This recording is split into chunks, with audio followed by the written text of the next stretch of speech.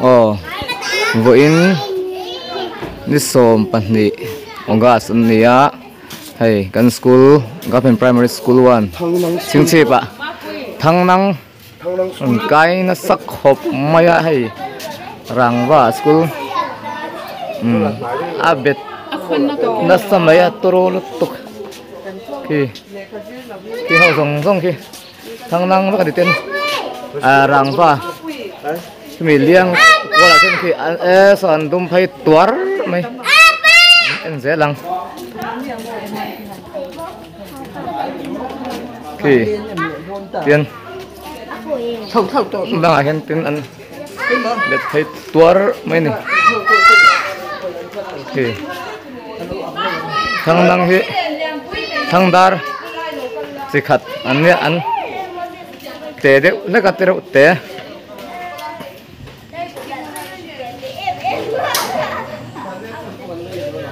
ki toro lutuk rang bayan bet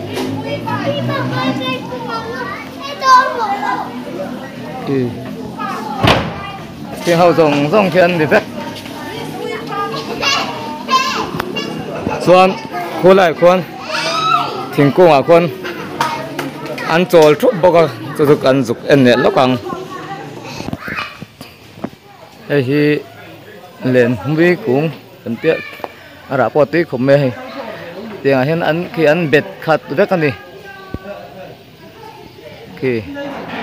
khi họ dùng khi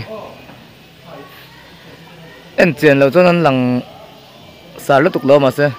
em tiền cho nó tắm tắc anh tắm tắc nên giá tiền nã tiền nã khi ăn bệt chúc mấy này khu lại con ai tắm có thấy cũng cần em này nó càng hey ấy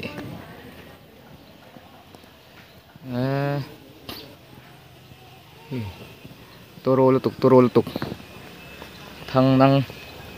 anh puang thar lên này tuôn lại hết chính xịp lắm ạ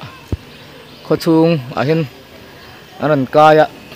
tắm khop mấy à anh kẹt trên nó khai anh bò hút mấy kẹt xịp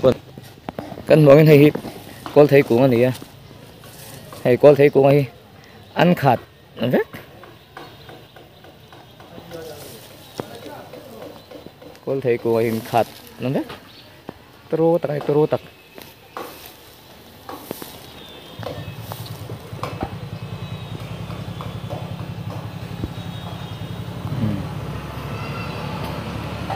lằng chiêng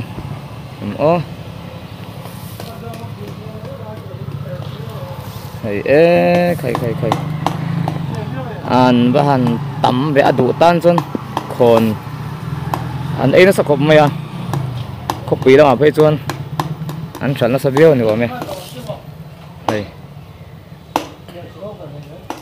này rác từ này hen an khát ngủ mày an rau đậu tí tía này nó tục đầu tiên cô lại nghỉ hậu tập con nghỉ phép cả thằng cô thấy cô ạ con cô thấy cô răng trà hen anh ôm khát rất tê là anh xây số làm lại cô thìm khúc cô thấy tới cô này à anh bỏ khát ngủ mấy này đum chút mày hiện thấy hai cô giống ạ tê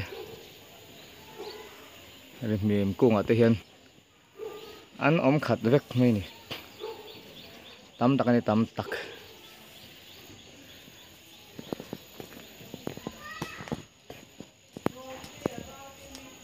cô tắm tắc này tắm tắc